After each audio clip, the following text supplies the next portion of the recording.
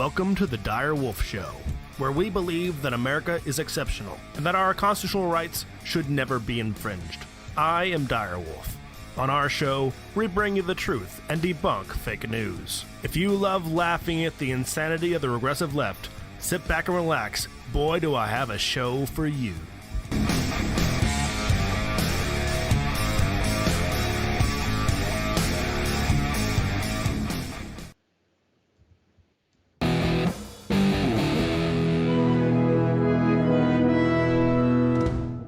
Joe, it's so great to have you in class. We're gonna get that stutter worked out. And you ain't black. Okay. I like to start by asking everyone how their summer vacation went. I spent last summer going through the black sections of my town trying to get black men to understand it's not unmanly to wear a condom. Okay. Well, Joe, so let's start with this. Repeat after me. A child's social class does not define them. Poor kids are just as bright and just as talented as white kids. Okay, let's try something easier. Anyone is welcome at the convenience store. You cannot go to a 7-Eleven or a Dunkin' Donuts unless you have a slight Indian accent. What is that?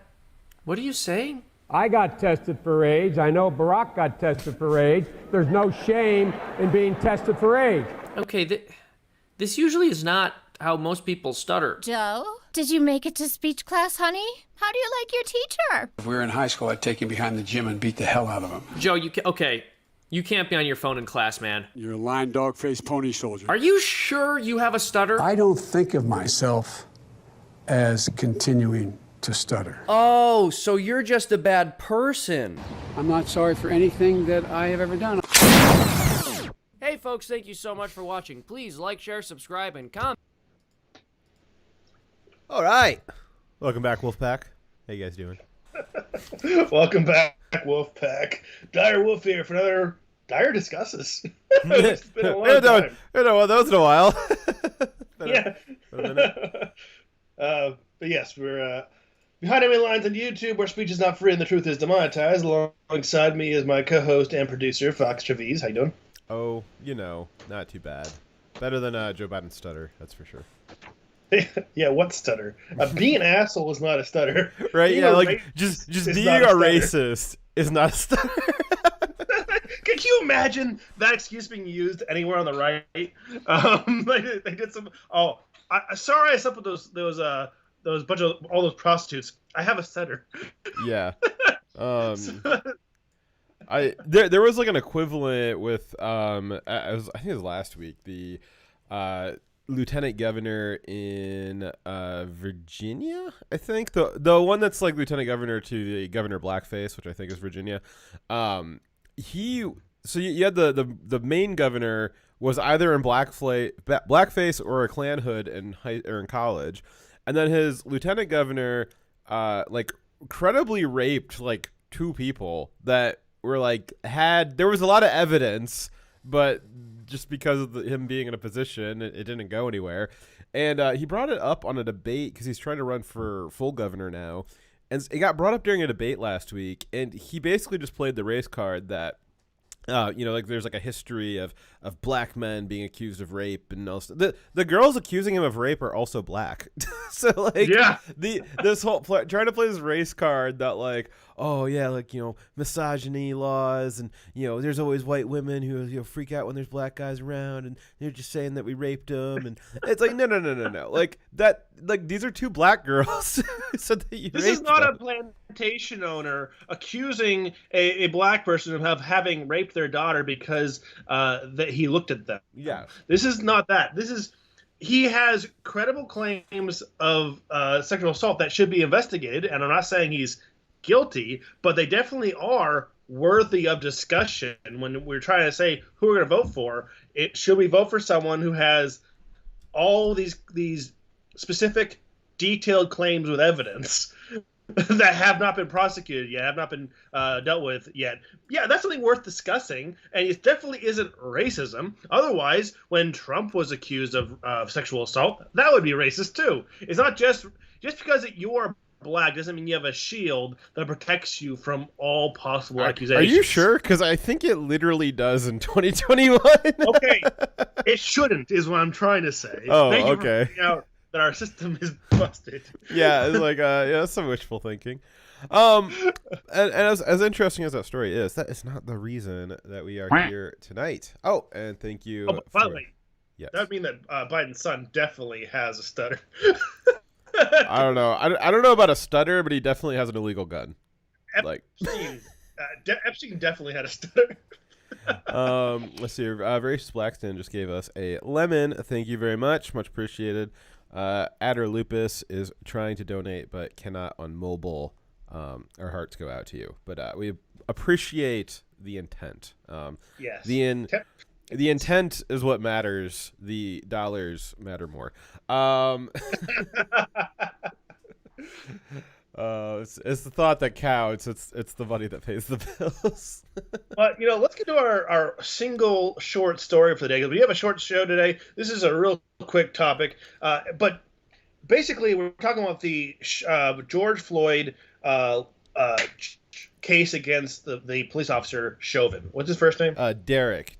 Yeah. So Chauvin. So as you guys, I'm sure you know, the case has been going on for this was day 9. I think they took off weekend, so it's been going for 2 weeks now.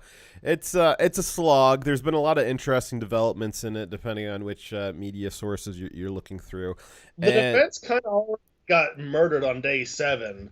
And day 4 and 5 and 6 and 8. But yes, it's been basically the prosecution's lawyers have been doing a terrible job, and this is a pretty good argument. I'm taking this from Fox, by the way. That this is a good argument in favor of diversity hiring for lawyers. Yeah. So one of the fascinating things, and the clips that we have today, because I guess explaining why we're doing this was like completely impromptu. I just happened to flip on the live stream.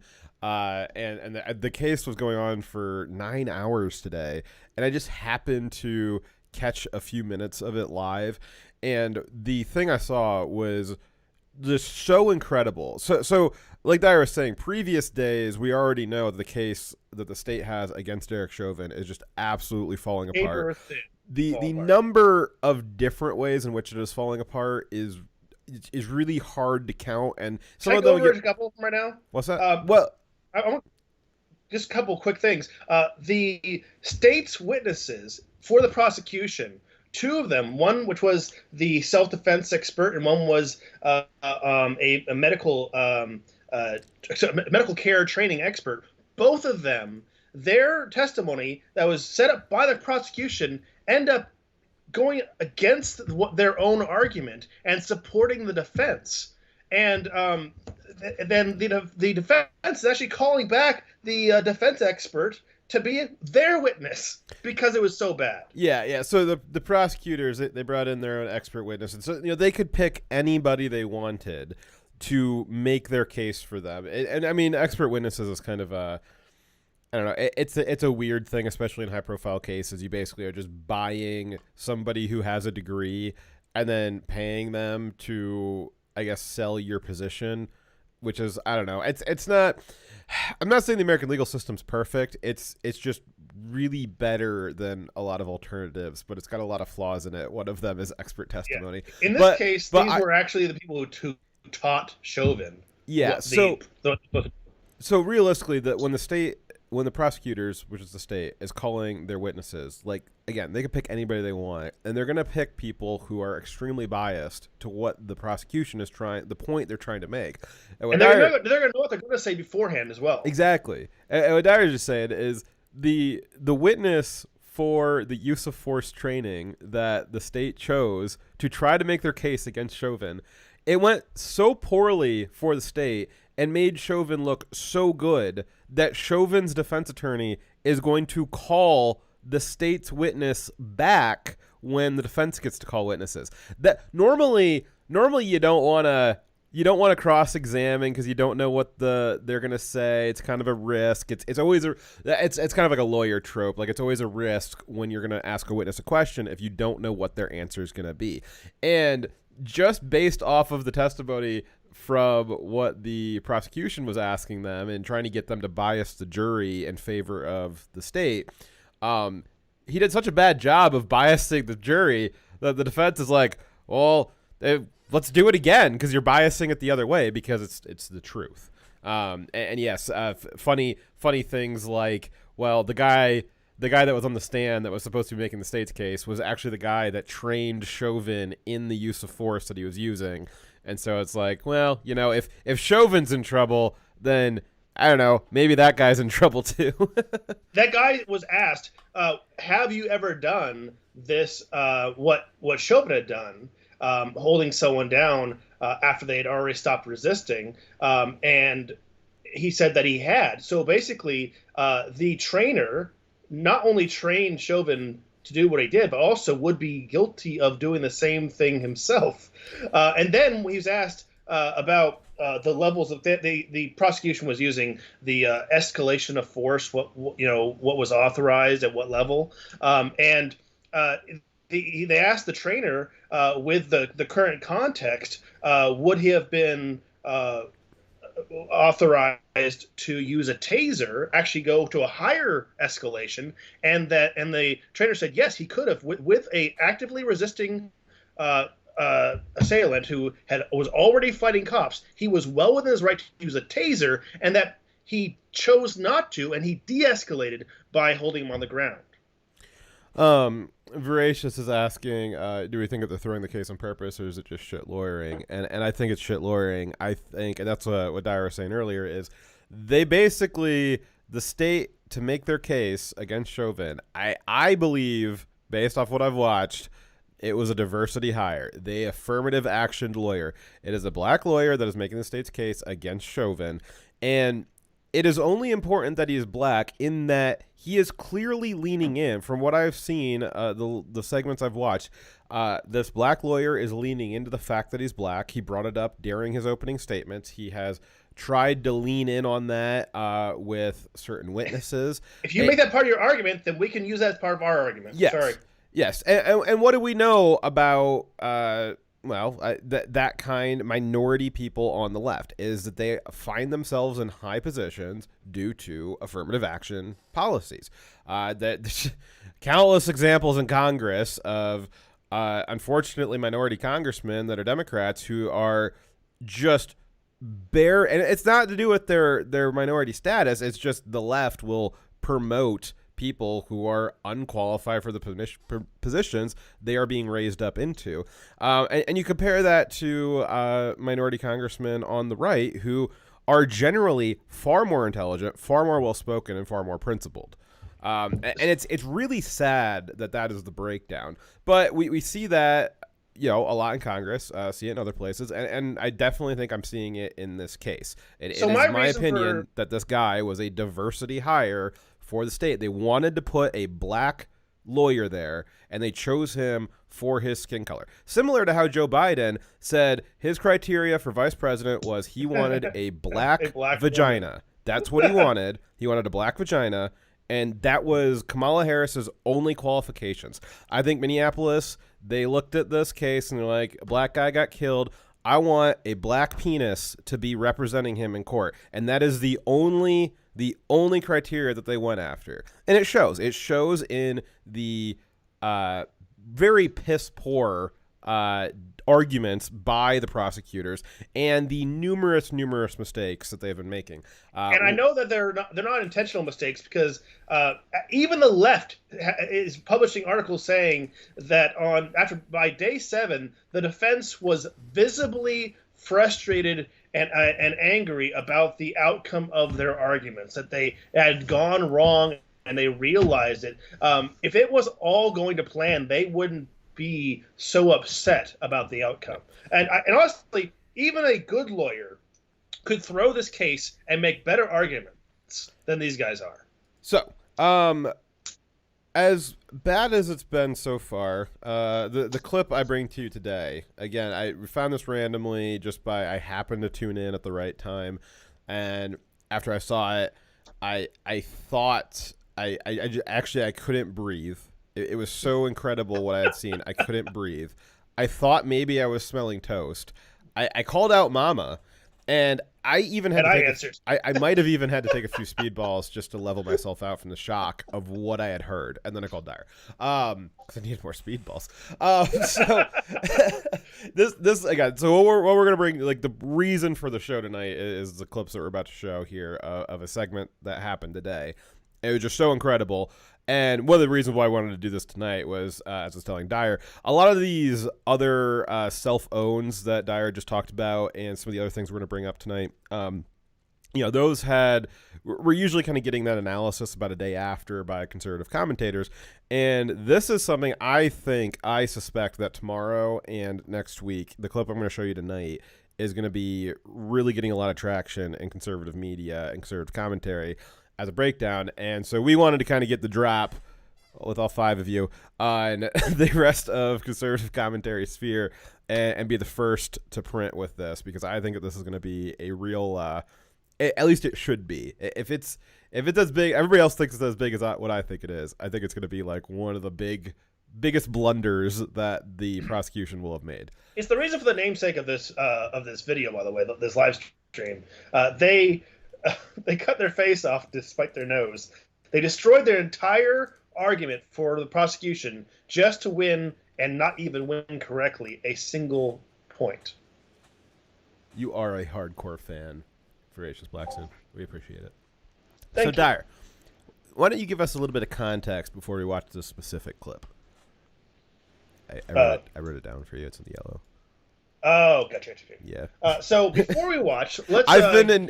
You've not been looking at the script, have you? Because I've been in vain trying to get us back to this. I have another article I was reading through. Sorry. So before we watch, let's get some context. This prosecution is alleging that Chauvin murdered Floyd.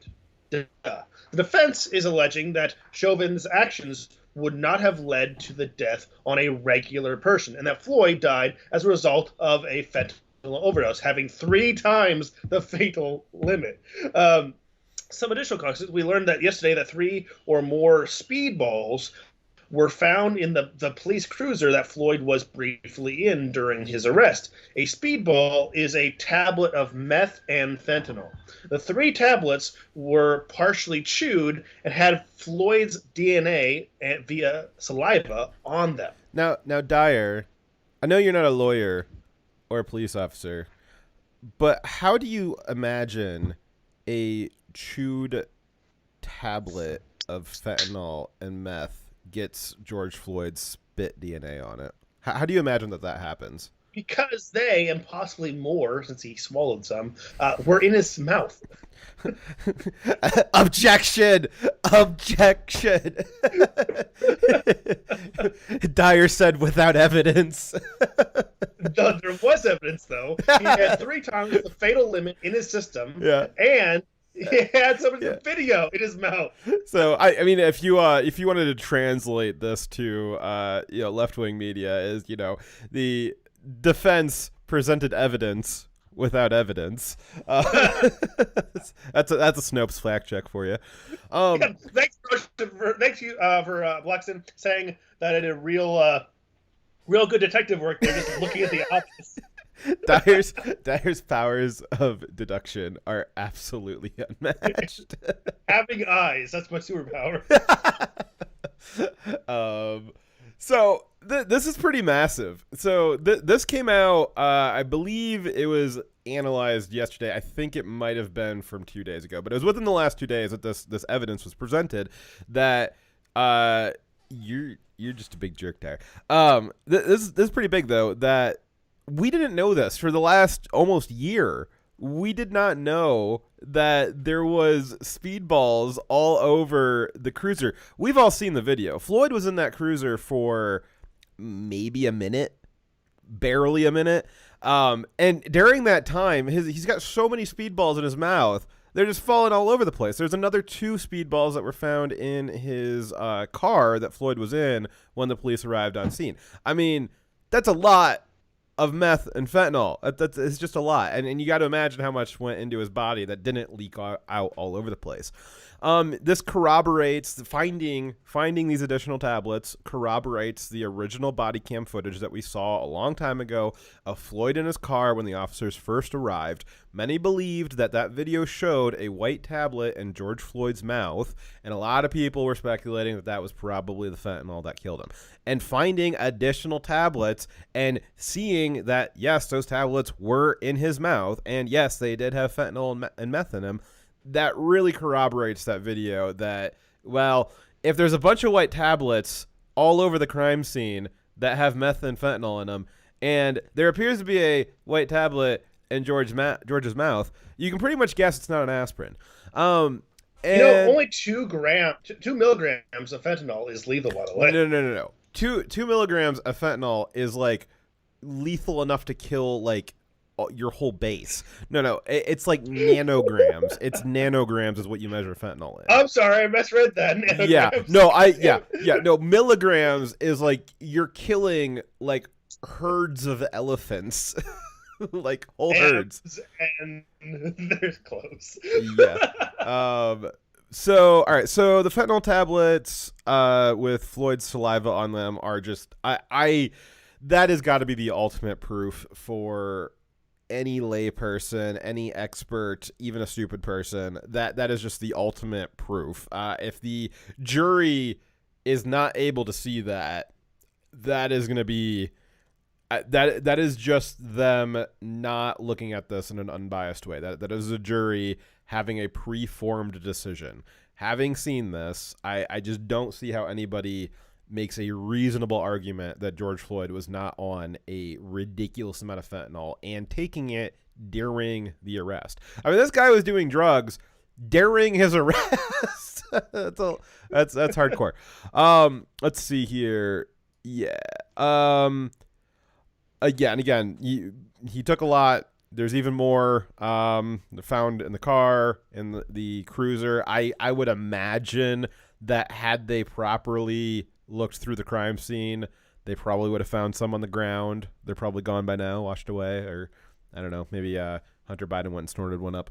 But basically, George Floyd was a walking pharmacy, literally leaking speedballs out of his body, like over the course of the last hour of his life. Like that is, I mean, does anybody in the audience just have like 5 to 6 speed? You've got so many speedballs on you that you're losing them and they're just falling out and you don't even notice. I would imagine. Let's see here. So also we've got Floyd's toxicology report, which, as Dyer said, showed 3 times the lethal dose of fentanyl in the system. Some on the left have been making the argument that he did drugs so much that he might have had a tolerance to fentanyl. Other experts have said that even if you do build up a tolerance to fentanyl, you can't build up a tolerance to that much fentanyl. I don't know. I've never taken fentanyl, and I'm not a toxicologist or a pharmacist, so that one you'll have to do your own research on, but that's just that's the arguments out there right now.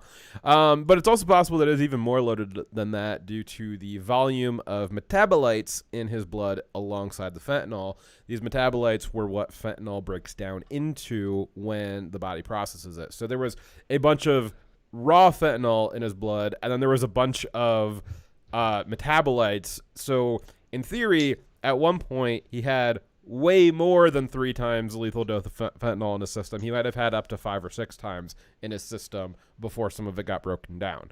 And the argument isn't that fentanyl alone has to have killed him. It's that it made it so he was in a position where no other normal person would have been, where it would have made it so that a normal hold that wouldn't kill someone would, because of the fentanyl, making it his situation even worse. Yes. So all of this evidence just points to just proof positive that Floyd was absolutely loaded to the gills with fentanyl. And it is perfectly reasonable for the defense, for Chauvin's defense, to say, hey, Chauvin didn't kill Floyd. It was probably the 3+ times lethal dose of fentanyl that killed Floyd. Don't you think? And if somebody is saying, hey, you killed that guy, and you're like, well, I couldn't have killed the guy because he died of this other thing, that is a defense. Like, that is the whole point of going to trial, is if the defense can say, like, it's right. So it's objectively decided that yes, Floyd is dead. Like, that is just a fact. The case is trying to figure out how he died. The prosecution is saying that Chauvin killed him. If the defense can say something else killed Floyd, then just by deduction, Chauvin could not have killed them. So saying that the fentanyl, the ridiculous amount of fentanyl in Floyd's system is what killed Floyd, that is a perfectly reasonable thing for the defense to do. It's a perfectly obvious thing for them to do, because if they can prove and show that, then, or even create a reasonable doubt that that possibly was what killed him, then Chauvin is off the hook by the prosecution. The prosecution has to answer two questions to prove that Chauvin is the one who is at fault, personally at fault for the death of George Floyd. First, they have to prove that he was not following procedures and orders from the state. Because if he was, and his actions resulted in the death of George Floyd, it is the state's fault because he was working on their behalf. So first question is, was he not following state procedures, violating those policies of the police department? And second, did his actions directly lead to the death of George Floyd? So the question of whether or not fentanyl was the real cause is an important, foundational question for the case. Yes. So, and if that's true, then Chauvin didn't kill Floyd, and in that case, and the case is over. So, to combat this, the prosecution brought in a witness to debunk the idea that Floyd died of an overdose. To do this, the prosecution brought in Mr. Martin Tobin, an expert who specializes in pulmonary. Thank you. And critical care. His testimony is very long, but this clip we are about to go over really captures the essence of this case. And slight correction, it is Dr. Tobin. He's a doctor. And I think he's actually a real doctor, not like a... medical doctor, like actually doctor? Yeah, like he's the kind of doctor that could help you, not like... what's Jill Biden? Yeah, Jill Biden. Yeah, I was having a Joe moment with Jill's name. So again, if you guys can see the YouTube video I got pulled up, this is 8 hours and 18 minutes. We are watching like 3 minutes of this. So I the case is boring. Even a lot of people who are like lawyer YouTubers are like, yeah, the case is boring. But don't just take our word for it. You guys can go watch around for other context. Stuff like that. But I really don't think we're taking this out of context. And to show that, I'm going to play the first little bit of kind of the prosecution recapping what it is that the defense just cross-examined with. So again, the guy that you're seeing on screen here, this is Dr. Tobin. The state prosecution is trying to use Dr. Tobin to prove that George Floyd could not have died of a fentanyl overdose. Therefore, Chauvin killed him. And the part that we're going to watch right now is immediately following the defense. So the guys that are on Chauvin's side, they just cross-examined the Dr. Tobin. And so now you're going to go back to see the prosecution lawyer who is on the state side that's trying to put Chauvin in jail. So let's watch the first little bit here because I want to show you the mental state where the state attorney is and where Dr. Tobin are. You'll be able to see it, but I just want to show you kind of what their mental state is after the cross-examination. So let's watch.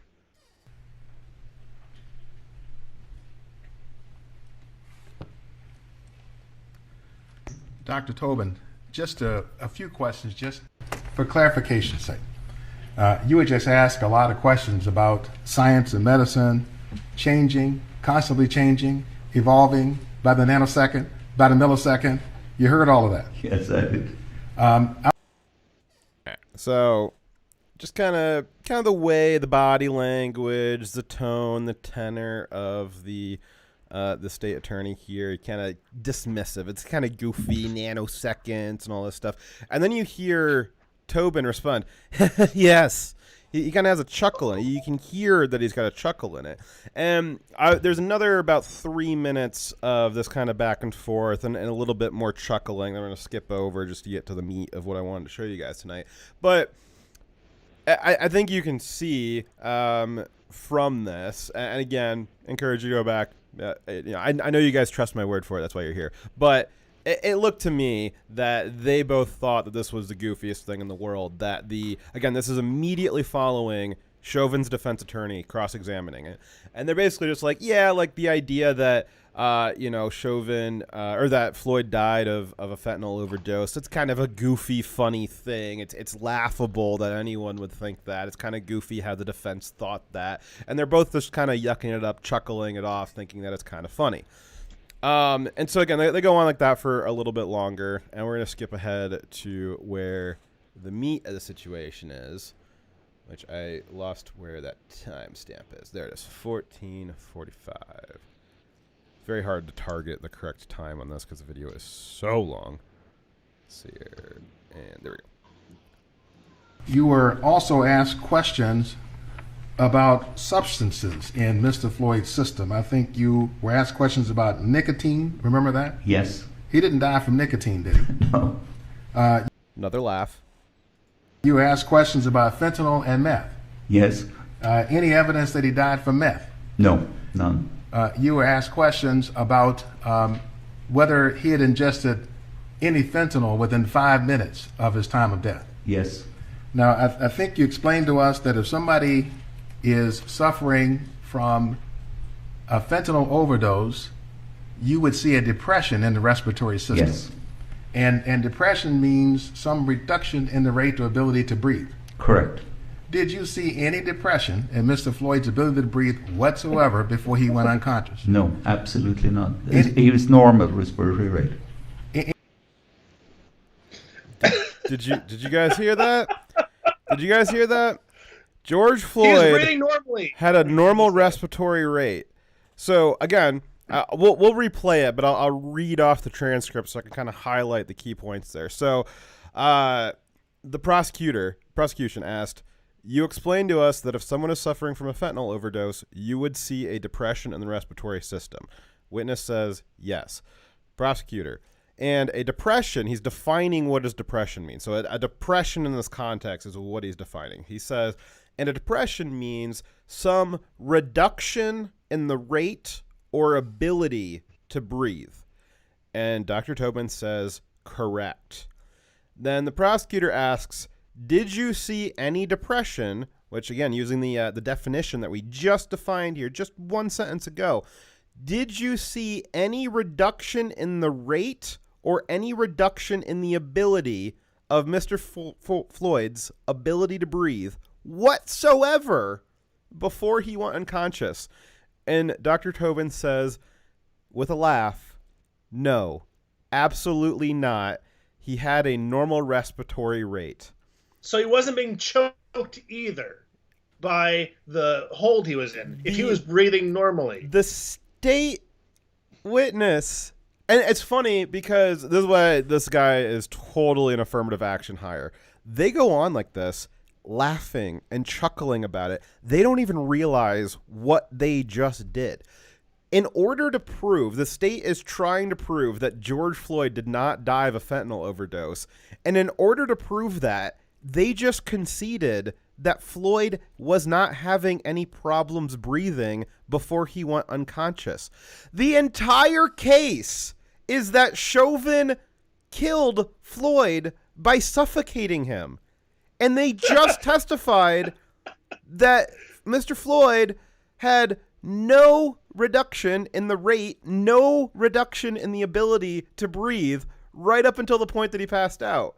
He also destroyed the credibility of this witness in its entirety because we have expert testimony from George Floyd himself saying he couldn't breathe. Well, he was perfectly standing up, and when he was in the car, and when he was standing, when he wasn't being held down, he said, I can't breathe, when he wasn't being restricted at all. We have expert testimony from the man himself saying, I can't breathe. So this guy says, oh, no evidence. He can't breathe. So I'm just gonna restate it again because I was in the middle of I was at work. I was writing some code. I had just finished a Zoom meeting, and I just flicked on the live stream, and I heard this within about 5 minutes of me turning on the live stream, and I lost it. I was so flabbergasted at what I had just heard. And I want to reiterate it one more time, what it is that they just said, and then we're going to play it again for you. But the entire case, the prosecution, the state is saying that Derek Chauvin murdered Floyd via suffocation. Via suffocation. Suffocation is a reduction in the ability to breathe. And the state just laughingly, gleefully, in order to debunk the idea that Floyd overdosed on fentanyl, they just conceded that George Floyd was not having any problems breathing whatsoever. It is incredible to me, too, that I don't even have to be that hyperbolic when paraphrasing what they said. Because, again, the prosecutor said, did you see any depression in Mr. Floyd's ability to breathe whatsoever before he went unconscious?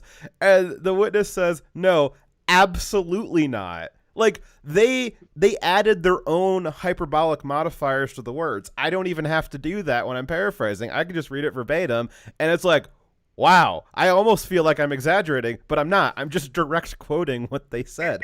And to really foot stomp exactly how bad this lawyer is, they know, or at least they're supposed to know, exactly what their questions are going to be and what their witness that they have coached, that they have arranged, is going to say. He knew this was going to be the answer. He wanted this answer because he was trying to prove that, he didn't...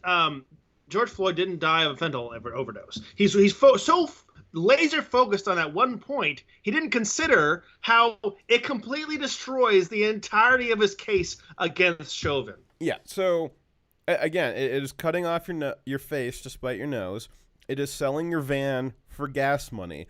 They, in order to prove that George Floyd didn't die of fentanyl overdose, they conceded that Chauvin didn't suffocate him.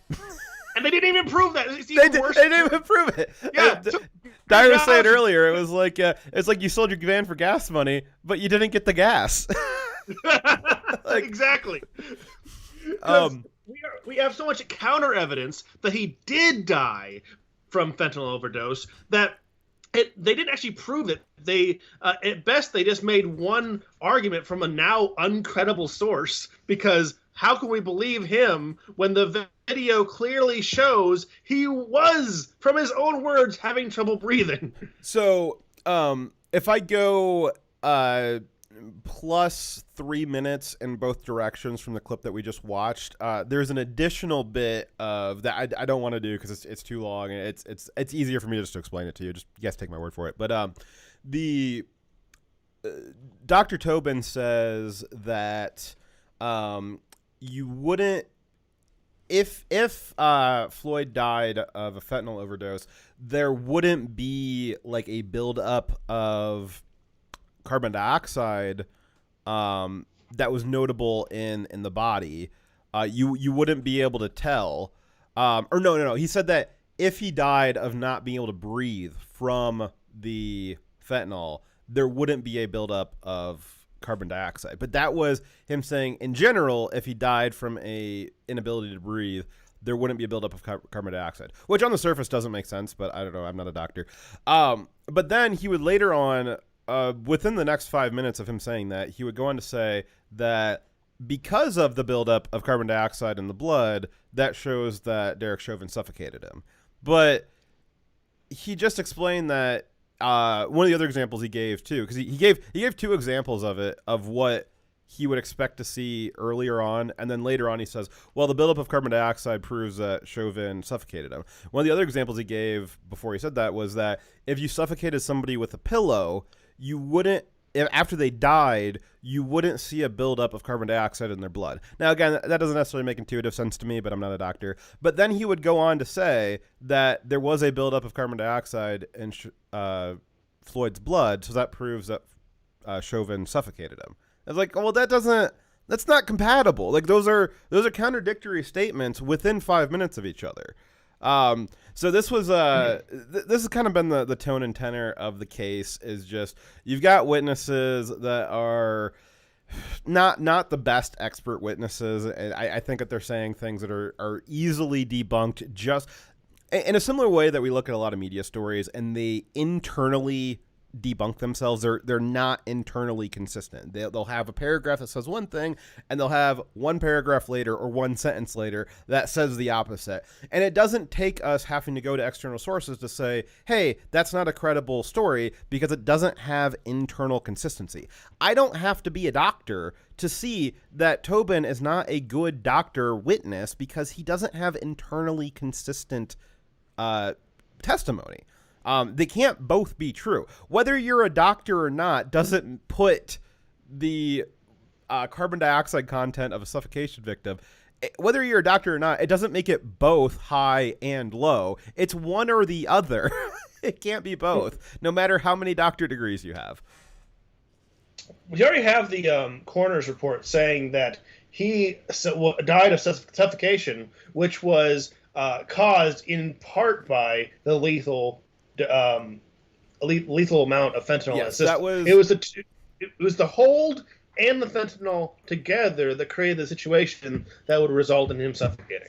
It was, I believe it was either written on the cause of death report or it was like in an interview afterwards. But the coroner said that the level of fentanyl in George Floyd's blood, if they had found him dead in an apartment by himself, they would have said that it was an overdose. And it wouldn't, there was nothing about the body that would have suggested any other kind of trauma beyond an overdose, based off what was available medically, other than the video.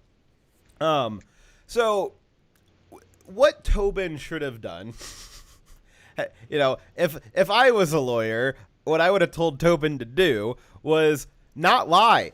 And he should have just said, yeah, George Floyd's breathing, because I think he's lying when he says that George Floyd's ability to breathe was absolutely not reduced. It was absolutely a normal respiratory rate up until he fell unconscious.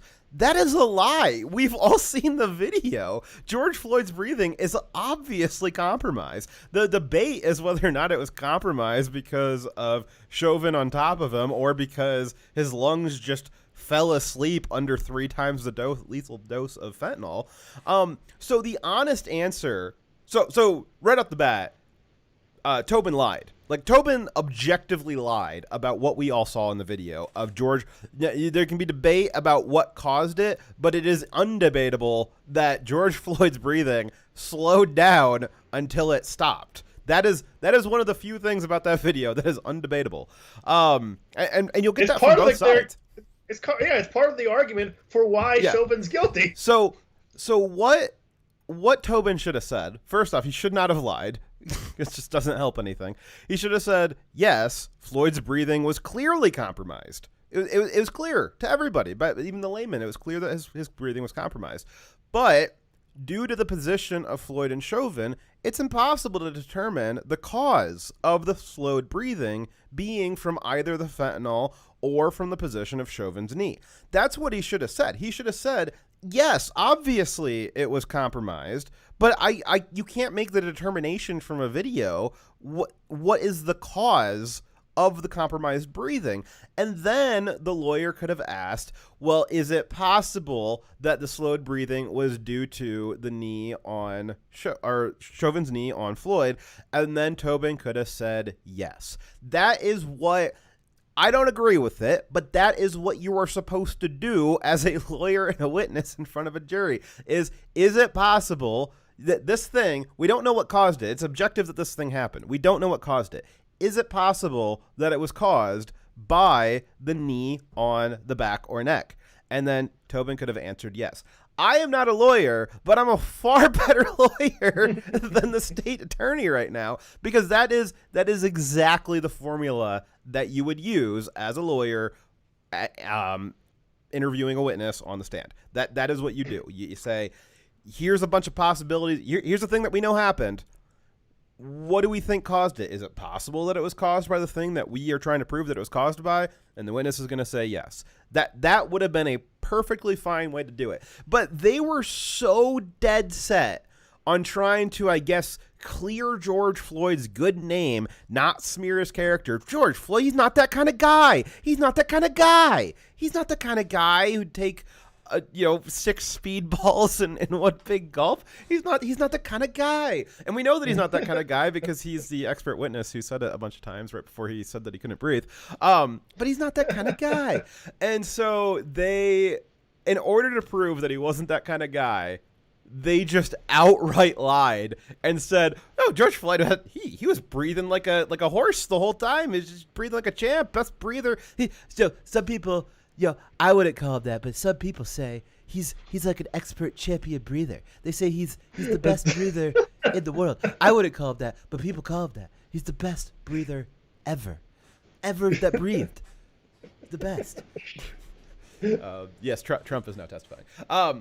But why on earth that they thought it was a great idea to say, well, there's no evidence on the video. George Floyd is breathing normally. I'm going to play this here in just a second here, but just to reread it.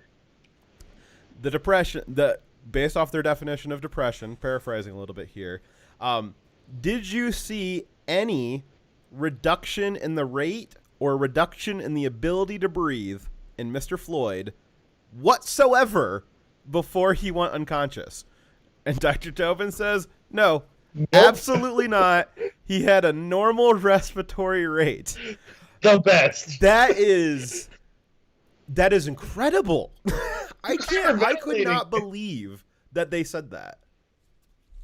So I believe because the lawyer is so terrible and does not even look at the argument he's making. And as an example from a couple days ago, he put up a picture of the crowd taking video of Chauvin making the arrest, right? And the defense had said that was it normal, talking to the use of force expert. Why would you do that? When there is a crowd that is unruly crowd around an arrest, to keep a person who's being arrested, in a hold to ensure that they don't end up fighting the crowd and that guy who's got him free, right?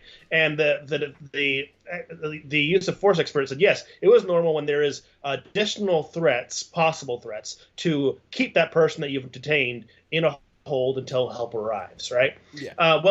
The prosecution pulls up that picture and says, does, to the same use of force expert, does people taking video of an arrest count as a threat? And the use of force expert says no. And then the defense comes out and says, under cross-examination, with the same picture. Same picture.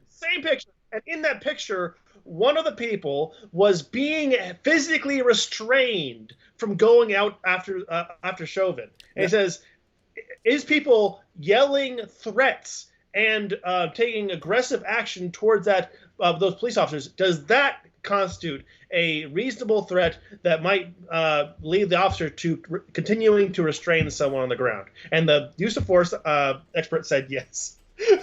And do you know what the bonus tidbit on that is? Who the guy in the picture? In the picture, there's a guy being held back by the police. It was the friend who was the drug dealer, right? No, it was the guy, the MMA guy that testified that it was a blood choke. So yeah, the first day of testimony, you had this random MMA guy who Crowder did a little bit on him, did some research on him, and he's not a very good MMA guy. But he testified that Chauvin put George Floyd into a blood choke, which is not really a term that's in wide use in the fighting community, apparently. And also, you would imagine a blood choke would involve like your arm around somebody's neck, and also a blood choke implying that it's different than an air choke. A blood choke, when you're trying to make somebody pass out, when you're holding your arm over their neck to get them to pass out, if you get it right on their carotid artery, it will knock them out within about the most 10 seconds. When you get somebody in a headlock like that and you squeeze it and you cut off the blood supply, that's to make somebody pass out. And again, you guys can do some research on that. Crowder's got a whole bit on like doing that. He did a whole thing on I think 2 years ago, talking about how you're not passing out because you ran out of oxygen from just being put in a headlock for 5 seconds. It's because your body goes into a defense mode and you pass out as a defense mechanism, not necessarily because you're out of oxygen. And so had Chauvin put Floyd into a blood choke, Floyd would have passed out within at most 10 seconds, not been screaming that he's not that kind of guy for 9 minutes. So that's just it's funny that the state's own witness, first off, completely uncredible person, bad fighter, doesn't understand what a blood choke is. And then he also, that same state witness, happens to be in the picture that the defense is using as evidence that the crowd was unruly. And their own witness was part of the mob that was threatening the police officers. Slowpoke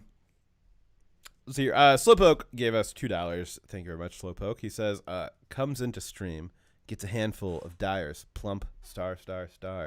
This furry star gives me strength whenever I need it the most. Sigh.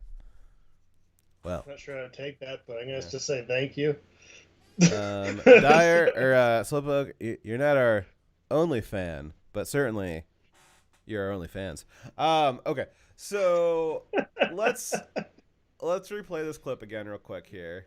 Just we played it and then we talked a bunch about it. Let's just replay it again because I don't want you guys to think we're making this stuff up. I think I'm very confident that this clip says exactly what I think it says, and I think it says exactly what the lawyer doesn't realize it's saying. You were also asked questions about substances in Mr. Floyd's system. I think you were asked questions about nicotine. Remember that? Yes. He didn't die from nicotine, did he? No. You were asked questions about fentanyl and meth. Yes. Any evidence that he died from meth? No, none. You were asked questions about whether he had ingested any fentanyl within 5 minutes of his time of death. Yes. Now, I think you explained to us that if somebody is suffering from a fentanyl overdose, you would see a depression in the respiratory system. Yes. And depression means some reduction in the rate or ability to breathe. Correct. Did you see any depression in Mr. Floyd's ability to breathe whatsoever before he went unconscious? No, absolutely not. He was normal respiratory rate.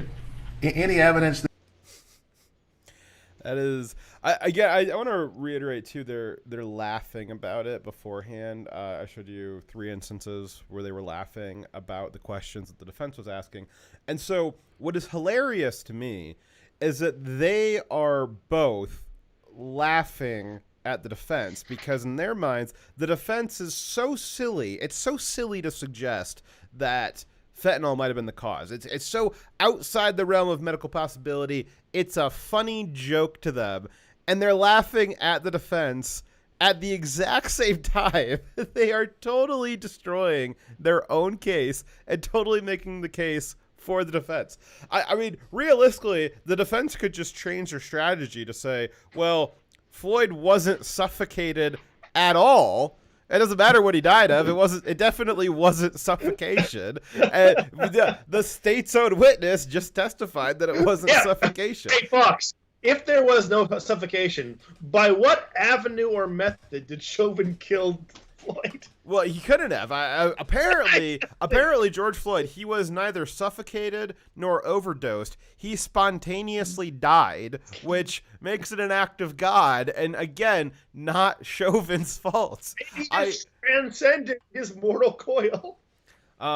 This is an example of a. I was trying to think of, just because again, I thought this was so crazy. I was trying to think of like.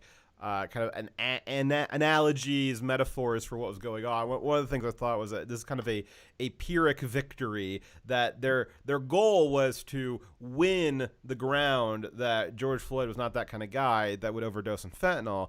And to reach that, they gave up everything else about their case. But what's funny is that it's a failed Pyrrhic victory. They gave up everything about their case, but I don't think that they actually got to the point where they debunked the idea that George Floyd died of a fentanyl overdose. So it's just this, I don't know, it's just like setting yourself on fire. I don't know.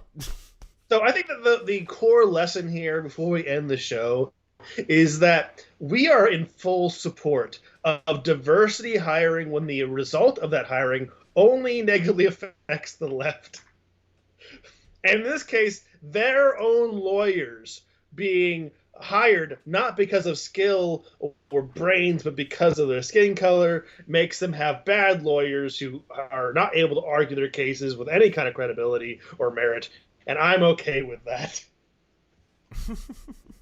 Yes, diversity lawyers for diversity prosecutions.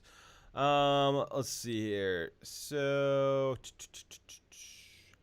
yeah. Now, I think that I think this was so incredible because you guys might think like, oh, well, Fox just like paused it because like, you know, the next part, he just took it out of context. You know, maybe the next 5 seconds is like really incriminating for Fox's case here. It's not. They got I think about within a minute of where I've stopped at, they take a recess. So like this was like the end of the back and forth here. Now the defense attorney does for about 30 seconds cross-examine Tobin, Dr. Tobin here. And I think that he might have been as in shock as I was, because realistically he should have just said what I basically said, which is, you know, is it your testimony that George Floyd did not have any kind whatsoever compromised breathing in the moments up until he passed out? And either the testimony would have to change, or the witness would say, yes, that is correct. I still stand by that he had no reduction in his rate, no reduction in his ability to breathe up until he passed out. And then as the defense attorney, I would have said like, okay, I rest my case. But he did not say that. And I think that they were probably a little taken aback by how this went. So again, like we said, there's a lot of different areas where this case is really falling apart. And we weren't going to be able to go through all of them, and certainly not going to be able to go through them as well as some of the more legal-minded YouTubers and commentators might be able to. But we saw this today and just had to share it with you because it was so representative of the way the left does things, where they will destroy a large part of themselves just to not win something that they think is important, even though it doesn't make a difference. Voracious Blackson saying that the autopsy said that he had died from a heart attack, pulmonary embolism, not asphyxia. So I'm pulling up the coroner report now just to double check. But again, that would still not jive with the prosecution's assertions. Earlier in the this particular testimony, because this doctor guy, he went on for quite a while. They were reasoning that, which again, his testimony was very self-contradictory. So I don't need to be a doctor to see that it's self-contradictory. Well, saying, can you still hear me? Yep. Oh, I think I'm having a seizure. There's a ringing in my ears, and I guess it's just me. Help. No, so he said earlier in his testimony that, and you guys just saw him say that he did not have any problems breathing. But he said earlier in his testimony that the heart attack was caused by a lack of oxygen to the brain, causing wide-scale brain death, which ruined the part of his brain that controls his heart, causing a heart attack. So, yes, you are correct, Voracious, that he did die of a heart attack. I think that's one of the facts that's kind of undisputed from what I understand. But the state prosecutor and this Dr. Tobin that we just watched, they were making the case the heart attack, the cause of the heart attack was the asphyxiation. So it's both. Yes. So it says in the report there was traumatic asphyxiation or strangulation, as well as the actual cause of death was the pulmonary embolism.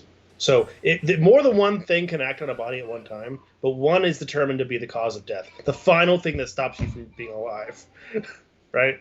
Yeah. So like 6 to 8 speedballs of meth and fentanyl, which apparently is it's just a hilarious idea. It's so out of the realm of possibility. It's funny, the idea that Floyd could have died of a fentanyl overdose. You know, there was only 2 speedballs in his car, and there was only 3 or 4 of them in the squad car. There was probably a few of them on the sidewalk in the road between the car and the squad car, and you know, there was only he was like a freaking times dispenser just shooting out speedballs. Yeah.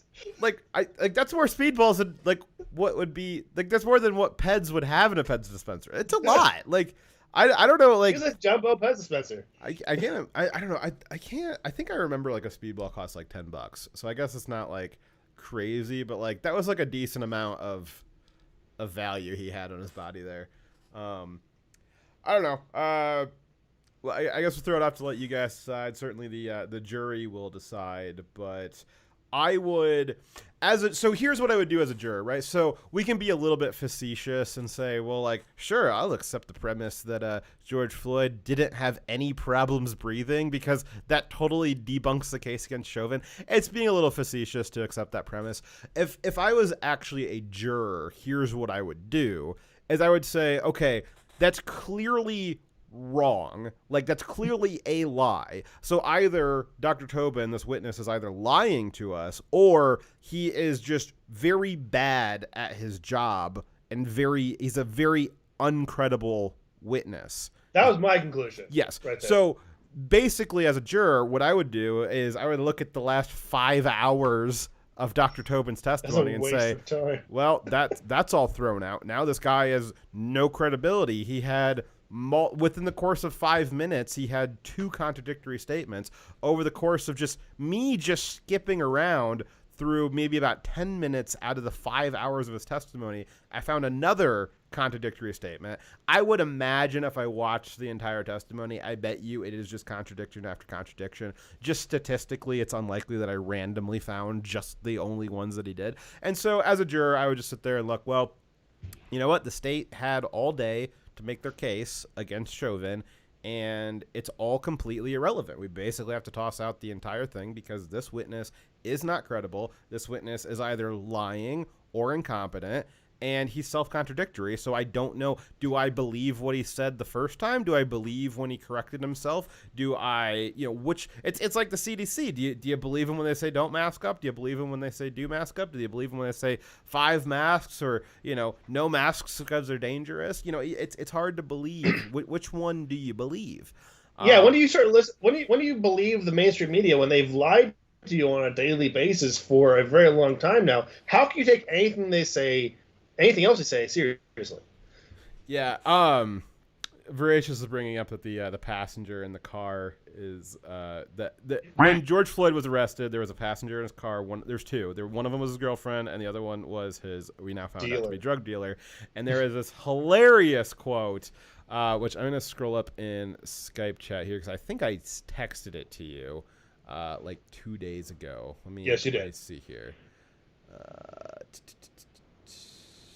So he's was going to be a witness for the state, and he ended up pleading the fifth and not being a witness because he figured out that because they caught him and he's the dealer, that if he says anything about this, he might be incriminating himself and might actually be on trial because he's being prosecuted for the death of George Floyd, because in that state, a dealer can be held responsible for someone ODing on the drug they sold them. So Floyd, if he did OD, his drug dealer could be held responsible. Yeah. So his drug dealer, his name is Hall Cousins. No. The lawyer's name is Cousins. The drug dealer's name is Hall. So this is an excerpt from what Hall, the drug dealer, said. So the lawyer said this. Quote, I cannot envision any topics that Mr. Hall would be called to testify upon that would be relevant to the case that would not incriminate him. That is a very dense and very very incriminating sentence. Let me read it again. So the lawyer for the drug dealer, this guy was going to be the state's star witness because he was in the car with Floyd when this whole thing went down. That guy's lawyer, the drug dealer's lawyer, said, I cannot envision any topics that Mr. Hall would be called to testify upon that would be relevant to the case that would not incriminate him. Goddamn, that is with lawyers like that. Who needs enemies? Yeah, Jesus Christ. Who needs prosecutors when you have lawyers like that? Okay, hey, it's been fun. We've overstepped our time. Yes, we are 3 times the lethal limit of Direwolf Media tonight. All right, we'll see you guys on the next show, which will not be this weekend. Sorry. Yeah, sometimes next week. Dyer and I are both. I think this happened last year. We just have very busy springs. Yeah. You know, it's a lot of stuff going on. But we missed. We'll see you next week. It's been fun, guys. Direwolf out. All right, V's signing off. I'm not that kind of guy. Oh no. Okay, so everybody who's still on stream, this happens sometimes. I thought I hit the end stream button, but I actually just hung up on